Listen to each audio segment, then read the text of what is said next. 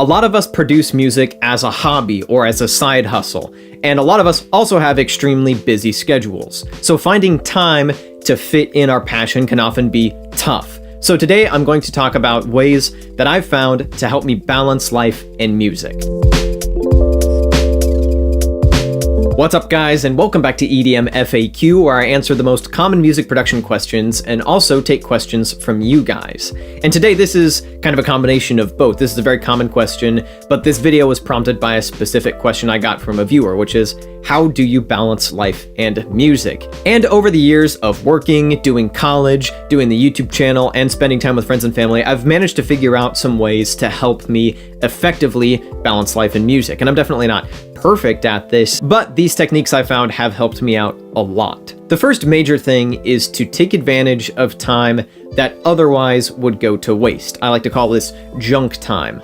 Time that ordinarily just kind of gets spent on whatever that maybe you could be using to make music. A good example is my lunch break. I work 8 to 5, and so I have an hour lunch break. And this could often be used just kind of goofing off, maybe watching YouTube, just eating and kind of letting your brain be blank for a little while. Or I can actually make use of that hour to get some music done. So I will use a device like the Novation Circuit or the OP1 or an app on my phone and actually get some work on music done. And this is one of the reasons that I love devices like this so much.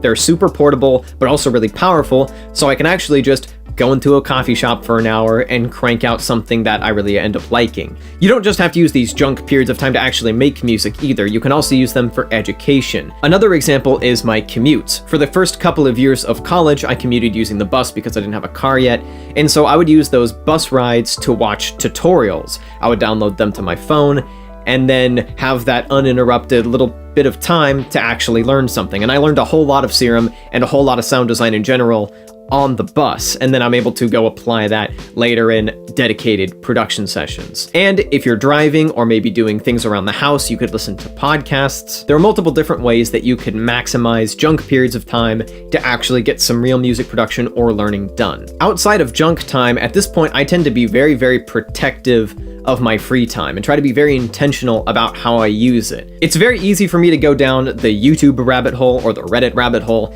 until I finally realized that it wasn't making me happy and I wasn't actually spending the time in the way I really actually wanted to be spending it. That time that I could have spent either making music, making videos, or spending time with friends and family, I was just kind of wasting, and it wasn't actually even making me happier, so why keep doing it? And it's not like I don't still watch YouTube or use Reddit, but at this point I try to be much more intentional about what I watch and what I consume to make sure I have as much time as possible to do the stuff that I actually want to be doing. And as a result of that, and also my YouTube publishing schedule this past summer, I've been able to make a lot of stuff that I'm really proud of and have a really fun time in the process, despite working 4 days a week and spending lots of time with friends and family. So your takeaway for this is look at how you spend your time, maybe even actually take a week and write down exactly what you spend your time on. And you may notice sometimes that you accidentally waste, not just like junk periods of time, but just periods of time when you're home and you have just free time.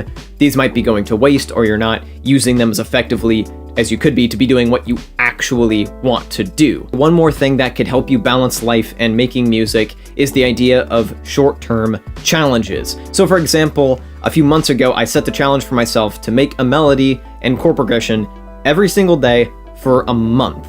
And this is something that could take, 15 to 30 minutes, not a super long time, even if I'm just kind of cranking out something mediocre. I was making little incremental progress every single day, working very intentionally on one skill, in this case my melodic skills, and also generating potentially usable ideas. And in fact, multiple melodies from that challenge have popped up in projects from time to time. And this could work for a number of things. Maybe you want to make an EP in a month, or maybe you want to design a sound every day, or something like that. And this works well not only because it is a minimal time commitment, but also because that time compounds really quickly to a lot of time spent working on this in a really manageable commitment. And having a really defined end date is just as important, because Usually this means you're really focusing on one specific aspect of making music, and so you know that once that month is over, you can move on to another specific aspect, and you're not going to be locked into this forever. And finally, one more thing that could potentially help you balance life and music is hiring out things like mixing, mastering, and graphic design. Often these can be very time-consuming and involve a lot of agonizing over little details, and so if you need to, there's no shame in hiring those out. If you're doing the main creative part, which is making the song, getting the sounds the way you want them and the way you hear them in your head, and coming up with this stuff, having someone take it the last little bit there, I think is completely fine. So I'm going to link in the description a Fiverr gig. It's pretty inexpensive, and it's very, very high quality for mixing and mastering. And I've had this guy work on my stuff just a couple of times on Altitude. I got really, really stuck on the mix, and so I had him do it, and he knocked it out of the park. And also I have some other upcoming projects that he's mixed as well. And 99.9% of the time, I do mix and master my own stuff. Usually it's quicker and easier because I know exactly what I want, and I'm a decently competent mixing and mastering engineer. So, like, most of the time it's better for me to do it myself. But every now and again, if I get really, really stuck on what I know is a good song that just needs a little extra work from another pair of ears, I can hand that off relatively inexpensively and get that done for me. All right, that is it for today. Thank you so much for watching.